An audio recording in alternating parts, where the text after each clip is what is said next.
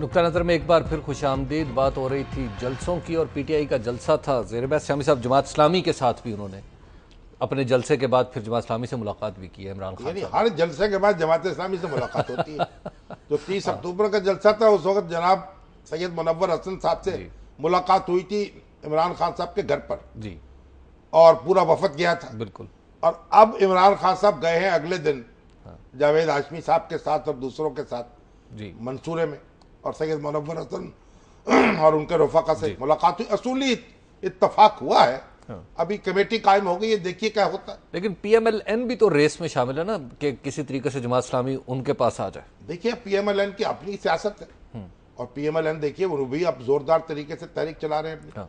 जलसा जो किया है मानसहरे में, मानसहरा में बहुत बड़ा जलसा, बहुत बड़ा जलसा। और सरदार यूसुफ जो हैं जी वो शामिल हो गए उसके अंदर। जीते हुए थे ना जी, वो जीते हुए थे, और हारे हुए थे ब्रिगेडियर सलाउद्दीन जनरल सलाउद्दीन तिरमिजी जी, और वो भी उसके अंदर पीएमएलएन में ही रहे। पीएमएलएन में जी वही मामला हो गया जो पहले पीटीआई को हो रहा था कि हारे भी हुए वहीं, जीते हुए भी वहीं। एक नियाम में दो तलवारें लेटी पड़ी हैं। बिल्कुल। यानी जनाब खुर्शीद कसूरी साहब भी आ गए, सरदार आसिफ अहमद अली भी आ गए, ठीक है, और अब ये दोनों आ गए। तो अब देखिए मुस्लिम लीग नून ने भी अपने दरवाजे अब चौपट खोल दिए। पहले तो आके शेख ने देखा उधर उधर, पहले तो आके शेख ने देखा इधर उधर, फिर सर झुका के दाखिले में खाना हो गया। अच्छा तो जी शाह साहब, अब पीटीआई पंजाब की हद तक कहा जा रहा है कि पीटीआई और पीएमएलएन के सिवा कोई तीसरी पार्टी मौजूद नहीं है, इंक्लूडिंग पीपल्स पार्टी। देखिए पीपल्स पार्टी का एक वोट तो मौजूद है, वो खामोश वोट है जी, वो ज्यादा नजर नहीं आता आपको। और पीपल्स पार्टी का सेटबैक ये हो रहा है कि उनकी कोई मुहिम लीड करने वाला नहीं है। ठीक है, देखिए जरदारी साहब जो हैं अब खुद हाई कोर्ट की नरगे में है, और सदर पाकिस्तान है, वो एक पार्टी की मुहिम नहीं चला सकते। ठीक है, और बिलावल भुट्टो जरदारी जो हैं वो बड़ी फूंक फूंक के कदम रखते हैं, और जरदारी साहब भी देखते हैं कि सिक्योरिटी के मामला क्या हैं, और उनके लिए भी बहुत खतरे हैं। बिल्कुल। तो इसलिए वो भी अभी तक बेहिजाब नहीं हो रहे। ठीक है, तो पीपल्स पार्टी को कोई जायजा लेना पड़ेगा अपनी सफों का, और कैंपेन चलानी होगी। नहीं, वो कह रहे हैं राजा परवेज अशरफ साहब और यूसुफ रजा गिलानी और मखदूम अमीन फहीम कैंपेन चलाएंगे। ये साथ देखिए बात ये है कि ये बड़े मोहतरम लोग होंगे, लेकिन जो बिलावल भुट्टो जरदारी साहब जो रूह फूंक सकते हैं वो कोई और फूंक नहीं सकता। अच्छा, और ये बात तो मान लेनी चाहिए ना। ठीक है, पीपल्स पार्टी का आम वर्कर आइडेंटिफाई करता है अपने आप को भुट्टो खानदान के साथ। तो बहरहाल अब गंदम अगर बहम न रसद बुस गनीमत अस्त। अच्छा, तो पंजाब में ये कुछ पंजाब में मार्कल अर्बन तो, एरियाज अर्बन सेंटर्स में लग रहा है कि मुस्लिम लीग नून और पीटीआई में मुकाबला होगा। अच्छा, और अभी जनाब उनके वो एक साथ साहब हैं हमारे हाशमी जी, आर्किटेक्ट हैं, उन्होंने मुझे फौरन एसएमएस किया, जनाब हम पूरे जोश और जज्बे से तहरीक चलाएंगे। अच्छा, इंतखाबी मुहिम चलाएंगे। अच्छा, और एक जलाल खान साहब हमारे बुजुर्ग हैं जनाब जिम खाने से, उन्होंने कहा जनाब हमारा अमीर कारवां जो है इमरान खान। अच्छा, अब ये पैगाम आने शुरू हो गए। तो भाई चलाइए मुहिम। पीएमएलएन के जो वर्कर्स हैं वो भी जोशो खरोश से आरी नहीं है। तो अच्छा दिलचस्प, देखिए एक दोस्ताना मैच की तरह ना इलेक्शन होना चाहिए, और होगा। लेकिन शाह साहब जितना तनाव है इन दोनों पार्टीज के दरमियान, भाई खूब देखिए तनाव जो है ना, तनाव की बात नहीं है, बस ये खूब से खूब तर की बात है। जिसको वो पसंद है उसको वोट दे दे, जिसको वो पसंद है उसको वोट दे दे। झगड़ा क्या, पूरी दुनिया में इलेक्शन होते हैं, कोई जाती दुश्मनी नहीं होती, ना कोई कबायली जंग है। अच्छा, ये हमें यहाँ भी हमारे यहाँ भी सलीका सीखना पड़ेगा ना हमारे सियासतदानों को। जी शामी साहब, जनरल परवेज मुशर्रफ साहब पाकिस्तान आ गए कराची में है। बहुत शोर सुनते थे पहलू में दिल का, जो चीरा तो एक कतराए खून निकला। उनके पहले तो देखिए जो इस्तकबाल के लिए लोग आए हैं वो कितने थे? बस दर्जनों में होंगे या सैकड़ों में होंगे? हजारों में होंगे, कोई दो हो सकता है 2-4 हजार हो। अच्छा, कराची क्या उठाट पाट उन्होंने सोचा होगा जनाब, चार्टर्ड फ्लाइट लेके जा रहा हूँ, और आगे पता नहीं आंखें किस तरह बिछी हुई होंगी। उन्होंने बड़ा माइंड किया वैसे इस बात को। उन्होंने देखा तो वहां जनाब, अब उन्होंने कहा सिक्योरिटी मसाइल मदार कायद पे जलसा एड्रेस करना चाहते थे, वहां नहीं कर सके। छोटी बहुत गुफ्तगू जो है लाउड स्पीकर के बगैर जी, वो कराची के हवाई अड्डे पर की, कुछ दिल की भड़ास निकाली। लेकिन एक बात मैं आपसे अर्ज करूं, उनका आना जो है ना वो एक अच्छी बात है। अच्छा, देखिए ये पाकिस्तान उनका मुल्क है, ठीक है, यहाँ 100 दफा है। हाँ। यहाँ जो कुछ भी उनके साथ होने वाला है, हाँ। को अदालतों में लोग घसीटेंगे, को मुकदमे कायम करेंगे, को दरखास्तें देंगे। अब तो लाल मस्जिद के जो खतीब हैं जी, अब्दुल्ला साहब, नहीं उनके बेटे अब्दुल अजीज साहब जी, अब्दुल्ला साहब तो मरहूम हो गए, अब्दुल अजीज साहब दरखास्त लेके पहुंच गए इनको ईसीएल पे डाला जाए। हाँ। ओ भाई ईसीएल पे तो तब डालें अगर वो भाग रहे हो, वो तो खुद भाग के आए हैं। अच्छा। तो यहाँ जी पाकिस्तान की मोहब्बत उनको खींच रही है। अब देखिए पाकिस्तान उनको कैसे खींच रहा है। शामी साहब, आर्टिकल 6, देखिए पहले एक बात सुन लें जी, आर्टिकल 6 उन पर लगाएं, ये सुप्रीम कोर्ट का काम है। अच्छा, जिस वक्त उनके खिलाफ फैसला आया उस वक्त नहीं लगाया। हाँ। क्योंकि फिर अकेले तो नहीं है ना। अच्छा भाई, बुंदू खान, ये जो संतू खान कव्वाल जो है जी जी, वो अकेले तो कव्वाली नहीं कर सकते थे ना। हम नवा भी थे, हम नवा भी तो थे ना, बिल्कुल। फिर हम नवा कहाँ जाएंगे? तो ये सारे मसाइल हैं, लेकिन ये तो कानून की अदालत में तय होंगे, होते अच्छा। रहे। लेकिन एक बात मैं आपसे करूं, ये जो जलावतनी है ना जी, इस नाम का जानवर जमहूरियत में नहीं होता। अच्छा, ये मार्शल्लाह की बिद्दत है इस मुल्क में। ये फौजी हुकूमतें हैं जो अपने मुखालफिन से डरती हैं, उनका जीना दुभर कर देती।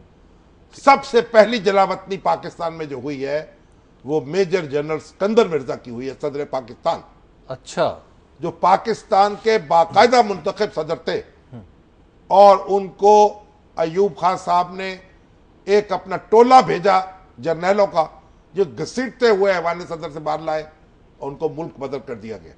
ठीक है। और सिकंदर मिर्जा पर जो तनकीद की जाए, उन्होंने इस हाल में जिंदगी गुजारी कि एक होटल में वहां इंग्लैंड में एक उसके मैनेजर के तौर पर काम करते थे, जो यहाँ सदर थे, सदर पाकिस्तान। और फिर ये मुझे नहीं मालूम, इतनी पेंशन भी देनी चाहिए थी सदर को कि वहां कोई बाइज्जत जिंदगी गुजार लेता। तो ये बिदअत वहां से शुरू हुई है।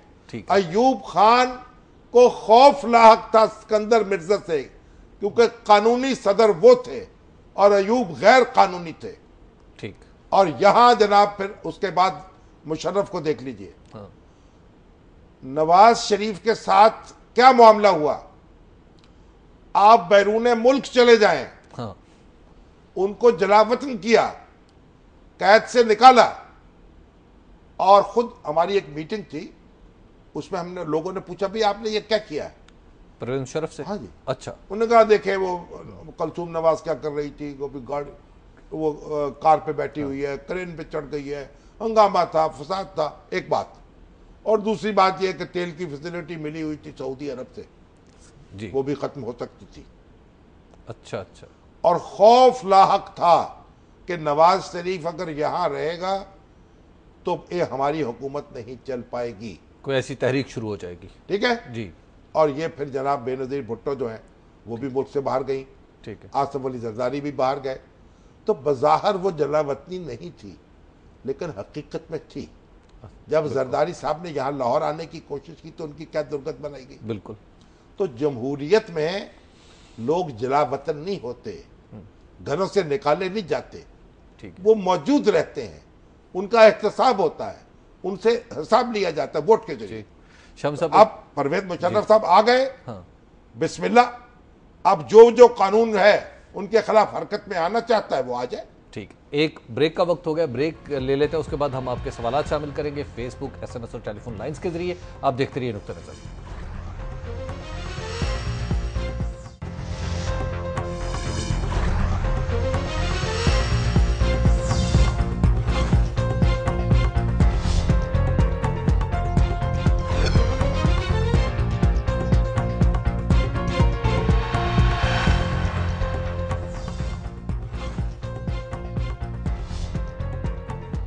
अस्सलाम वालेकुम, मैं हूं हबीब अकरम और आप देख रहे हैं प्रोग्राम नुक्ता नज़र। मुजीबुर रहमान शामी साहब हमारे साथ मौजूद हैं और सबसे पहले एक नज़र उन खबरों पर जो आज हम शामी साहब से डिस्कस करेंगे और उनका नुक्ता नज़र मालूम करेंगे।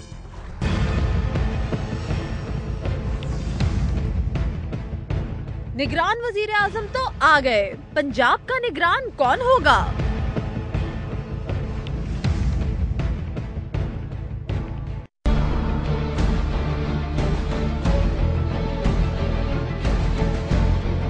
पाकिस्तान मुस्लिम लीग नून और तहरीक इंसाफ ने अपनी अपनी इंतखाबी मुहिम शुरू कर दी।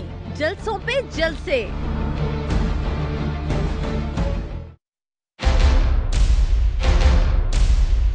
परवेज मुशर्रफ की पाकिस्तान आमद अब वापस ना जाने दें। लाल मस्जिद के खतीब मौलाना अब्दुल अजीज की सुप्रीम कोर्ट में दरखास्त।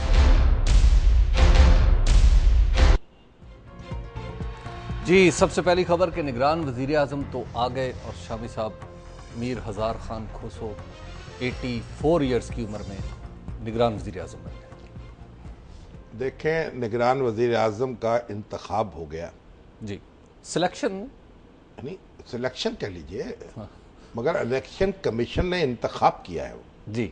4 वोट उनके हक में आए हैं, 1 वोट उनके खिलाफ आया है, और जो वोट खिलाफ आया है वो पंजाब के हमारे रियाज के आनी साहब का है जी। पता नहीं उन्होंने क्या सोच समझ के ये वोट दिया। जब 4 वोट उनको पड़ चुके थे बिल्कुल, तो 5वां भी डाल देते ताकि इत्तेफाक राय हो जाता। देखिए, मीर हजार खान खोसो जो है वो एक बड़े बाइज्जत शख्स है, एक बड़ा नीट और क्लीन साफ सुथरा किरदार है। भुट्टो साहब के पहले दौर में 1970 में वो जज बने थे। अच्छा। और 1979 में उनको फारिग कर दिया गया, निवासी कह लो उसको। ठीक है। 2 साल जज रहे, एडहॉक जज। अच्छा।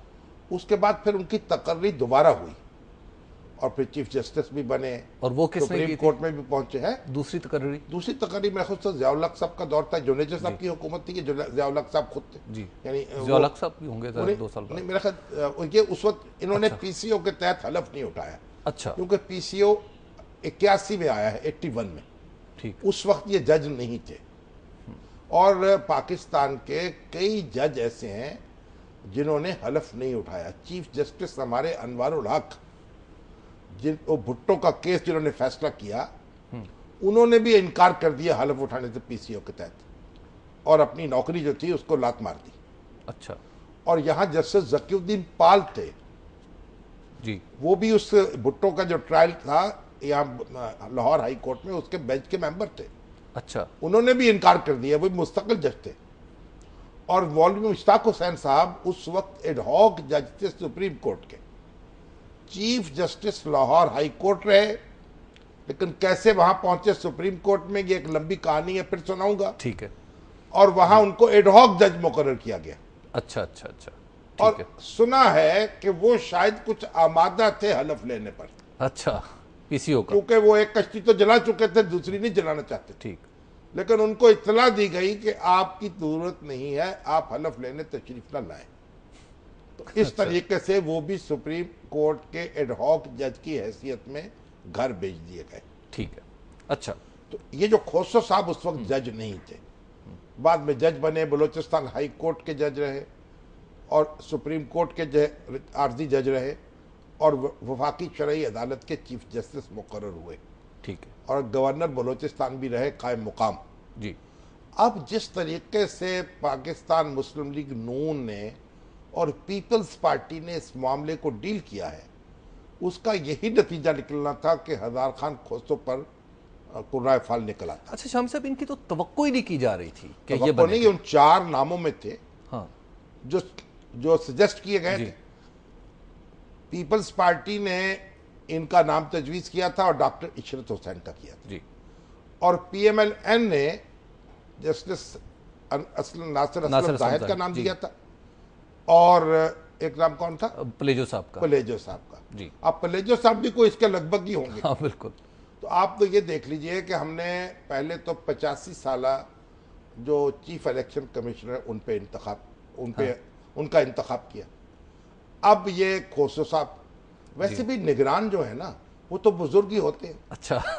देखिए, घर के जो बुजुर्ग होते हैं बच्चों के निगरान होते हैं। लेकिन शामी साहब ये खांसते ही रहेंगे वैसे बुजुर्ग? खांसते नहीं, खुदा ना खास। देखिए हमें, अच्छा। देखिए हद अदब। अच्छा ठीक। खांसते क्यों रहेंगे? माशाल्लाह तबीयत दुरुस्त है, अल्लाह का करम है। कितने लोग मैंने देखे 85 साल के जनाब। हाँ। चौकस। आप मजीद निजामी साहब को देख लीजिए, 83-84 साल की उम्र है, माशाल्लाह दफ्तर आते हैं, सारे काम करते हैं। ठीक है। और जडेज सुलानी साहब हमारे थे, 82-83 साल की उम्र में दफ्तर आए, न्यूज के एडिटर थे। ठीक। और अपना काम किया, 2-3 दिन बीमार हुए, दुनिया से रुखसत हो गए। तो ये उम्र से कोई ताल्लुक नहीं है, मैं आपको बताऊं। और ये मैं बताऊं कि जो हमारे रेगन साहब थे, जी जी, जब उन्होंने इलेक्शन लड़ा है अमेरिका का, ठीक तो है, उनकी 89 साल उम्र थी, 79 ईयर्स। अच्छा। उनके वाइस प्रेसिडेंट थे बुश साहब, जॉर्ज बुश। ये हमारे जो बुश है ना, छोटे मियाँ, इनके वालिद साहब। ठीक है। और उस जमाने में मैं गया हुआ था वहां अमेरिका, स्टेट डिपार्टमेंट ने बुलाया था कुछ जर्नलिस्टों को दुनिया भर से, उनको मॉनिटर करने के लिए, देखने के लिए। तो मैंने एक तालिबा से पूछा एक रैली में कि आप किसको वोट देंगी? उन्होंने कहा कि मैं वोट दूंगी रेगन को। अच्छा। हमने कहा क्यों? उन्होंने कहा इसलिए कि मैं बुश को सदर देखना चाहती हूं। अच्छा। उनका ये ख्याल था कि बुश साहब जो है बड़े चौकस हैं और तेज तरार हैं, उम्र भी कम है, और ये रेगन साहब तो 1-2 साल में अल्लाह मियाँ के पास तशरीफ ले जाएंगे और उनकी जगह ले लेंगे बुश साहब। तो उन्होंने कहा बुश को मैं सदर देखना चाहती हूँ, इसलिए रेगन को वोट दूंगी। अच्छा, सुन लीजिए आप, बात ही ना हो। अच्छा। रेगन साहब ने 2 टर्म्स गुजारी और अमेरिकन इकोनॉमी कहां से कहां पहुंच गई। कहते थे उस वक्त इकोनॉमिस्ट तो कहते थे रेगनॉमिक्स। अच्छा। और दस्तूर में तरमीम की बातें होने लगी कि इनको एक टर्म और मिलनी चाहिए। इतने कामयाब सदर हुए। उसके बाद 83 साल और वो रिटायर हुए। रिटायर होने के बाद फिर बीमार हुए, पता नहीं कितने सालों के बाद उनका इंतकाल हुआ। अच्छा शामी साहब, ये जो मीर हज़ार खान खोसो साहब का सिलेक्शन है, पहले ना उम्र जो है जी, उम्र की बात चल रही है ना। मोरारजी देसाई वजीर आजम थे इंडिया के। 89 के 80 साल की उम्र थी जब वजीर आजम मुंतखब हुए। अच्छा। और वो मकबूजा कश्मीर में पहुंचे, एक बड़ा बुलंद मीनार है, उसके ऊपर चढ़ने के लिए पता नहीं उसकी 125 या 30 कितनी सीढ़ियां थी। मोरारजी देसाई एक ही सांस में सारी सीढ़ियां चढ़ गए। वाह। और जितने उनके नौजवान थे, आपकी तरह के और मेरी तरह के, मैं तो खैर नौजवान नहीं हूं लेकिन आप तो हैं, वो कोई 10 सीढ़ियों पे ढेर, कोई 20 पे, कोई 30 पे। उनका कोई साथी जो था वो सीढ़ियां नहीं चढ़ सका पूरी की पूरी। ठीक। तो ये जो मीर हज़ार खान खोसो हैं, जो ज़मीर की ताकत होती है, जिस आदमी ने जिंदगी साफ सुथरी गुजारी हो, उसकी एक अपनी दुनिया होती है। तो मीर हज़ार खान खोसो जो है, एक उनका ताल्लुक बलोचिस्तान से, दूसरा वो बुजुर्ग हैं, उनका साया रहेगा, और तीसरा यह है कि साफ सुथरी जिंदगी गुजारी है। शामी साहब, क्या ये पीएमएलएन की शिकस्त है? नहीं, अब इसमें तो शिकस्त फतह का मामला नहीं है। पीएमएलएन इस मामले को ज्यादा बेहतर तरीके से डील कर सकती थी। होना यह चाहिए था जिस तरह खैबर पख्तूनख्वा में हुआ, वजीर आजम और चौधरी निसार अली साहब बैठते मीटिंग में और नाम डिस्कस कर लेते और किसी एक नाम पर मुत्तफिक हो जाते। उन्होंने उसके लिए प्रेस कॉन्फ्रेंसें, खतूत, नाम तजवीज़ करने डाले, फिर अपने ये मेरा नाम, ये तेरा नाम, और फिर इतनी तकाफुजी थी। जस्टिस नासिर असलम जाहिद का मैं बहुत मद्दा हूँ, लेकिन जब मैंने वो एतराज़ात पढ़े जो पीपल्स पार्टी ने उन पे किए हैं, तो फिर उनको नज़रअंदाज नहीं किया जा सकता था उन एतराज़ात को। भाई नासिर असलम जाहिद साहब पर पहला एतराज़ तो ये हुआ कि उनके जो बहनोई और भांजे को कत्ल किया गया, तो उनकी FIR में मुल्ज़म जो नामजद थे आसिफ अली जरदारी साहब थे। ठीक। अब ये इसका जाहिर है कि इसके असरात पड़ते हैं एक आदमी की शख्सियत पर, तबीयत पर। एक बात उन्होंने कहा जी, इसलिए इनको नहीं ये जिम्मेदारी देनी चाहिए। ठीक है। दूसरी बात ये कि नवाज शरीफ साहब के दौर में जब मीर मुर्तज़ा भुट्टो साहब का कत्ल तो पहले हो गया था, मगर नवाज शरीफ साहब बरसर इख्तियार आए तो लियाकत जतोई वजीर आला थे सिंध के, एक कमीशन कायम किया गया मीर मुर्तज़ा भुट्टो के कत्ल की अदालती तहकीकात के लिए। अच्छा। 3 रुकनी। उसके जो सरबराह थे वो भी नासिर असलम जाहिद थे, और उसके जो मुल्ज़म थे, जो फातिमा भुट्टो हैं, गनवा भुट्टो हैं, उनकी नज़र में जरदारी साहब मुल्ज़म थे, और सडल साहब थे, और मसूद शरीफ थे, और एक SSP दुरानी साहब थे। वो कहती थी हुकूमत ने इनको मरवाया है। अच्छा। तो अब ये अदालती तहकीकात जो इन्होंने की, वो रिपोर्ट कहाँ है? मैंने बहुत ढूंढी, मुझे नहीं के लिए कहाँ है, ना वो छपी। ठीक। उस हवाले से भी एक पीपल्स पार्टी का एक रिश्ता इनके साथ कोई खुशगवार नहीं था।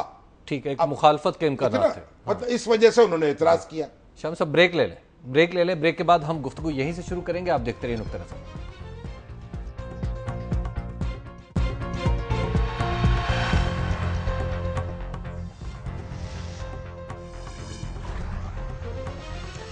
नुक्ता नज़र में एक बार फिर खुश आमदीद। हम बात कर रहे थे निगरान वज़ारत उज़्मा पे, और शामी साहब जो मामला सेट नहीं हो सके उसके बारे में बलोर साहब का एक बयान आज छपाया आया है, बल्कि वो कह रहे हैं कि इसलिए पार्लियामानी कमेटी में निगरान वज़ीर आज़म का मामला ठीक नहीं हो सका कि PMLN वाले कह रहे थे कि पहले पंजाब सेटल करो। पंजाब पहले कैसे सेटल हो सकता था? पंजाब की असेंबली बाद में तोड़ी गई, और क्योंकि वो तो शहबाज शरीफ साहब के एडवाइस में टूट सकती थी ना जी, क्योंकि उसने तो मुद्दत पूरी नहीं की थी। ठीक है, उन्होंने चंद रोज लिया, पहले अब मामला सेटल होना था मरकज का, फिर पंजाब की बारी आनी थी, और पंजाब तो अभी पार्लियामानी कमेटी जो है जी, उसके अंदर ये मामला है। बिल्कुल। देखिए, असल में मैं तो ये अर्ज कर रहा हूं ना कि ये बैठ के अफाम व तफहीम से मामला तय करने चाहिए थे। अब जो ना मुश्तहिर किए गए, ना वो उस तरह से मुश्तहिर होते, ना उन पे बहस होती, ना उन पे एतराजात होते। ठीक है, लेकिन चलिए, जो भी हुआ, सिस्टम जो था बनाया गया वो कामयाब हुआ। अच्छा, और देखिए, नवाज शरीफ साहब ने भी खुले दिल के साथ उसे कबूल कर लिया, खैर मकदम किया, और नाखुशगवार सूरत हाल पैदा नहीं हुई। इलेक्शन कमीशन ने जो फैसला किया, उन हालात में जो पैदा हो गए थे, ये बेहतरीन फैसला था। तो शामी साहब, अब पंजाब की जो वजारत उज़्मा का निगरान का फैसला भी इलेक्शन कमीशन में ही जाता नजर आ रहा है। मुझे तो लग रहा है ऐसा ही होगा। वैसे तो आप देखिए कि जस्टिस आमिर रजा खान, अब लोग असल में, हम लोग मीडिया वाले हैं, हमारी कच्ची पक्की मालूमात हैं, हम उनको चला देते हैं। आमिर रजा खान के बारे में मैं कहीं देख रहा था, कह रहा था कि जी इन्होंने हलफ उठाया था PCO के तहत। भाई, हलफ नहीं उठाया, इनकार किया और घर आ गए 1981 में। अच्छा। और आमिर रजा खान जो है, ये दुरुस्त बात है कि ये अजीज हैं जस्टिस अनवारुल हक के, ये अजीज हैं अनवर जाहिद साहब के, मरहूम जो चीफ सेक्रेटरी थे यहाँ साहब जी। तो ये सारी बातें दुरुस्त हैं, लेकिन इससे क्या फर्क पड़ता है? खुद खोसर साहब जो हैं, उनका एक बेटा पीपल्स पार्टी में है, एक बेटा तहरीक इंसाफ में है। ठीक है, तो अगर आप इसी रिश्तेदारियों पे जाएंगे, ख्वाजा आसिफ साहब और ये नायक साहब जी, फारूक नायक साहब, ये इनके आपस में कितना करीबी रिश्ता है। बिल्कुल। तो अगर हम इस रिश्ते जो हैं उनकी वजह से लोगों को मुर्दे इल्जाम ठहराने लगे, तो फिर तो दुनिया में हम अपना मजाक बनाएंगे। तो हमारे जो ये हैं आमिर रजा जी, ये बहुत अच्छे जज रहे, बहुत अच्छे इंसान हैं, और अपनी बात पर डटने वाले और दो टोक बात करने वाले बड़े अच्छे हो सकते हैं। चलो, ये तो दी मोस्ट सूटेबल कैंडिडेट है। अब जाहिद हुसैन साहब बड़े अच्छे आदमी हैं, लेकिन अगर आप PCO, पीपल्स पार्टी ने कहा PCO का हलफ उठाया, जस्टिस नासिर असलम जाहिद के बारे में PCO की बात की जाने लगी। और भाई, ये तो ऐसी बात है जैसे जुल्फ़िकार अली भुट्टो साहब के बारे में बात की जाए कि अयूब के साथी थे, या नवाज शरीफ साहब के बारे में बात की जाए कि ज़िया उल हक के साथ थे। भाई, उन्होंने कफ़ारा अदा किया, ठीक है, हलफ उठाने से इनकार किया परवेज मुशर्रफ के दौर में, घर आ गए, इज्जत कमाई, दुनिया पूरी में उनका नाम गूंजता है, और ये बेतुका एतराज।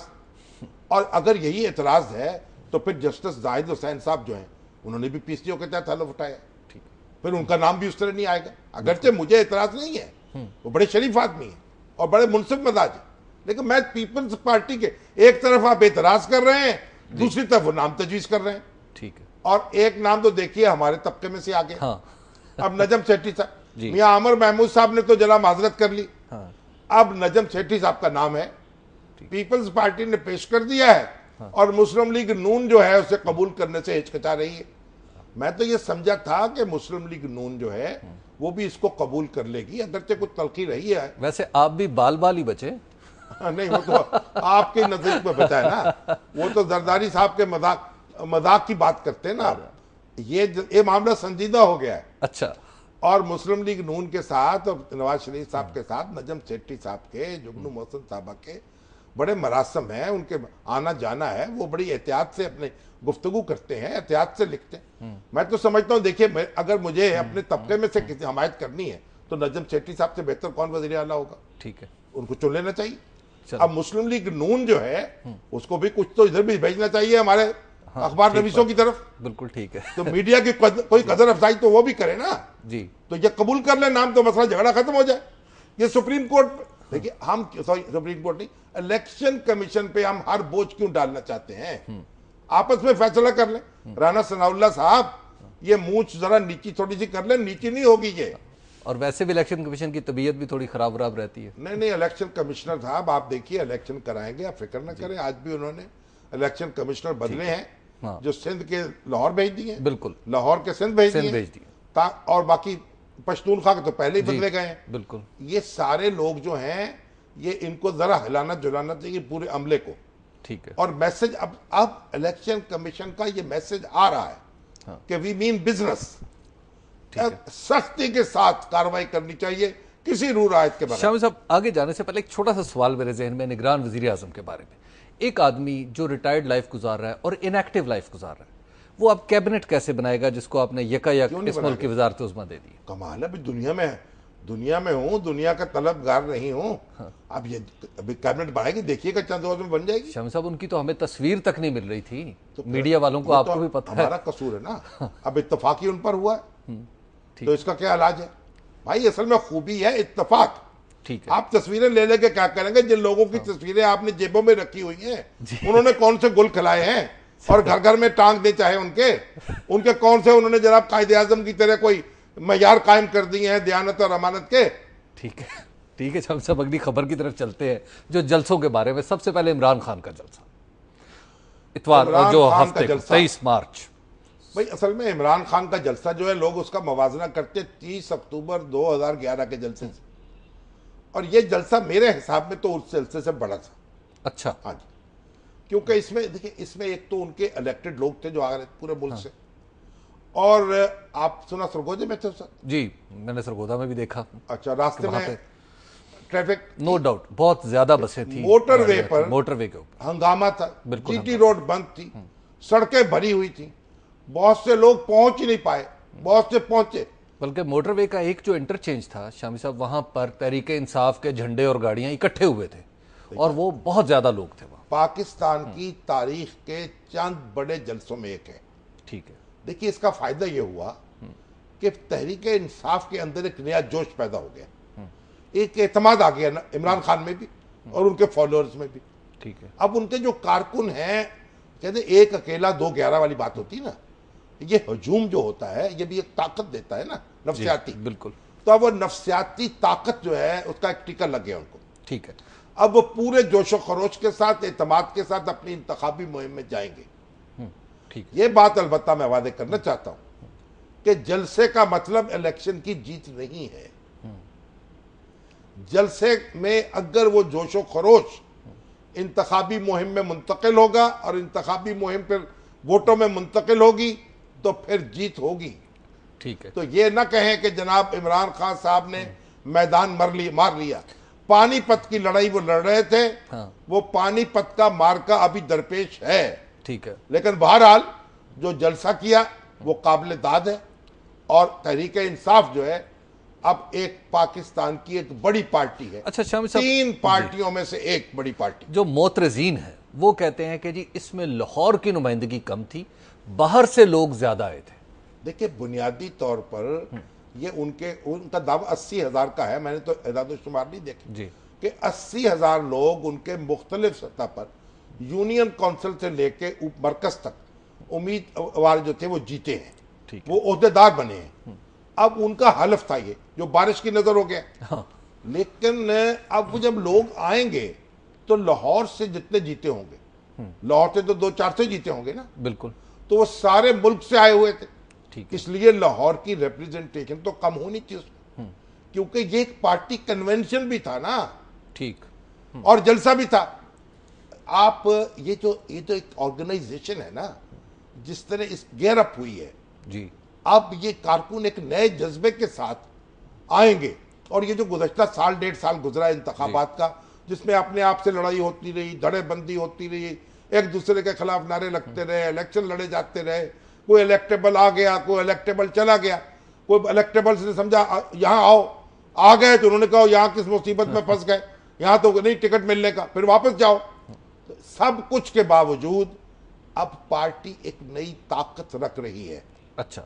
और अब इसको हिम्मत करनी है, इनके कारकुनों को अपना पैगाम पहुंचाना है आगे और लोगों को कायल करना है। चलें फिर हम अभी ब्रेक लेते हैं, लेकिन उसके बाद फिर हम इनके प्राइमरी मुखालिफ यानी अव्वलीन मुखालिफिन जो है उनकी भी बात करनी है। PMLN ने भी आज जलसा किया है मनसेरा में, उस पर भी बात करेंगे। आप देखते रहिए नुक्ता नज़र।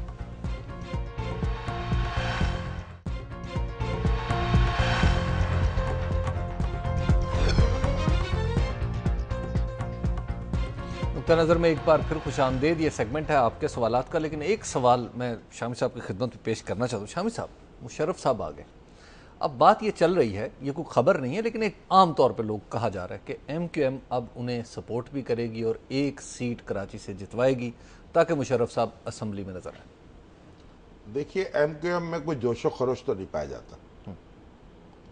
अगर जोशो खरोश पाया जाता तो उनके इस्तकबाल के लिए कोई 40-50 हज़ार अफराद इकट्ठे हो जाते।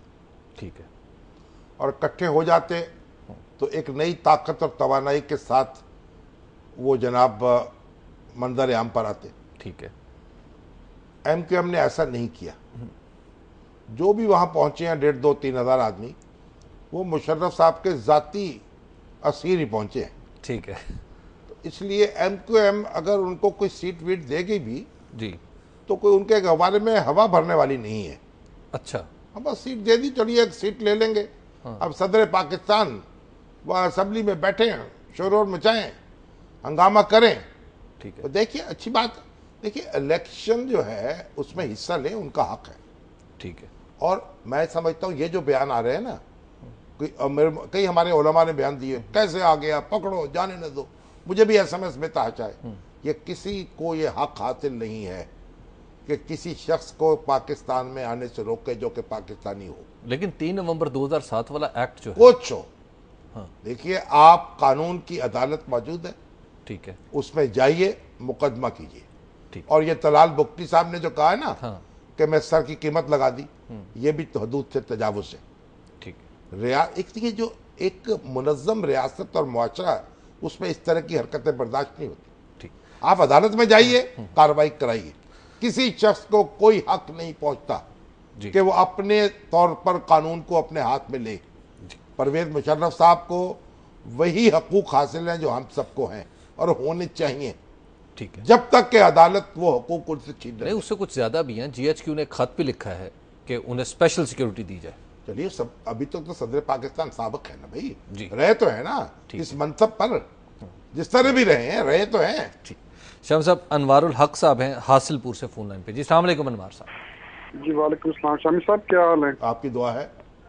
शामी साहब, मेरा आपसे क्वेश्चन ये है कि मैं आपको एक की मिसाल दे रहा हूँ बहुत छोटी सी, कि अगर एक गवर्नमेंट एम्प्लॉय हो, उसका कहीं पे ये ट्रांसफर किया जाए तो वो जिसको अपनी जॉब हैंड ओवर करता है उसको तमाम अपनी डिटेल्स, असासे, ये मैंने ये लिया था, ये अब आपके हवाले कर रहा हूँ, ये कुछ मैंने एक्सपेंसेस किए हैं, ये इनकम हुई है, तो अब ये हम ये मुल्क एक यानी कि निगरान वजीर आज़म के को हैंड ओवर किया है, तो इसकी पूरी यानी कि डिटेल्स के हमने एक्सपेंसेस क्या, हर डिटेल जो है फाइलों में मौजूद है, कागजात में मौजूद है, बैंकों से जो पैसा आया, जो गया, जो खर्चा हुआ, सब मौजूद है। आप परेशान ना हो, वो निगरान वजीर आज़म के पास आ गई और निगरान वजीर आज़म वैसे के वैसे मुस्तकिल वजीर आज़म को दे देंगे। ठीक।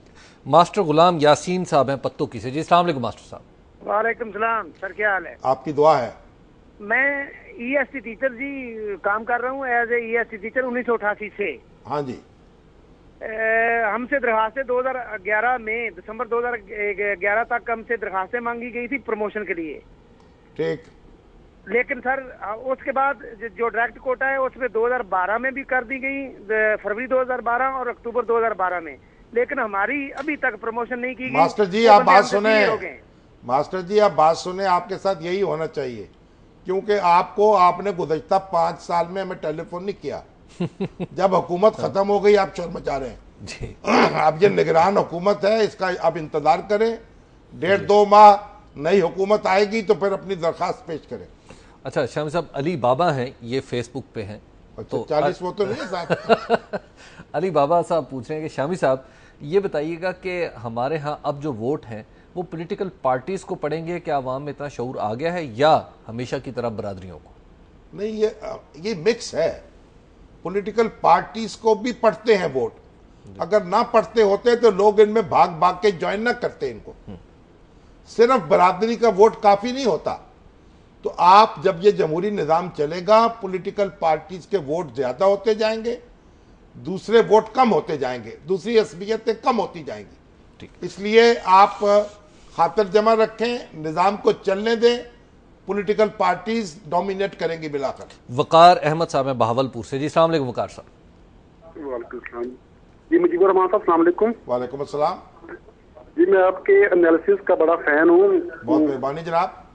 लेकिन मेरा आपसे एक क्वेश्चन ये था कि जिस तरह तमाम पॉलिटिकल पार्टीज अपना अपना ये सियासी मंशूर पेश करती हैं, तो क्या इस तरह ये निगरान ये के जो होते हैं वज़ीर आज़म, इनके लिए भी ये जरूरी नहीं कि वो भी अपना यानी कि 2-3 माह का मंशूर पेश किया करें? नहीं, ये निगरान वजीर आजम का कोई मंशूर नहीं है।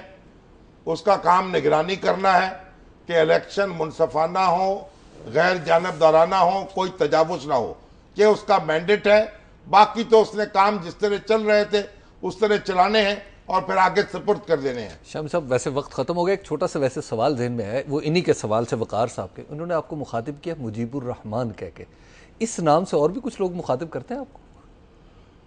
हाँ, मेरे वाले साहब करते थे। अच्छा, वालदा करती थी। अच्छा, वो मुजीब कह के बुलाती थी। अच्छा अच्छा। वैसे अब तो वो शामी का लफ्ज ऐसा लगा है जी तो कि वो बाकी नाम भूल गया है, लेकिन मेरी वालदा तो मुजीब बुलाती थी। वालिद भी। चलिए शाम साहब, कल के तक के लिए हम इजाज़त लेते हैं। कल फिर हम इसी वक्त और इसी जगह से आपकी खिदमत में हाजिर होंगे। हमें दीजिए इजाज़त। अल्लाह ने के बाद।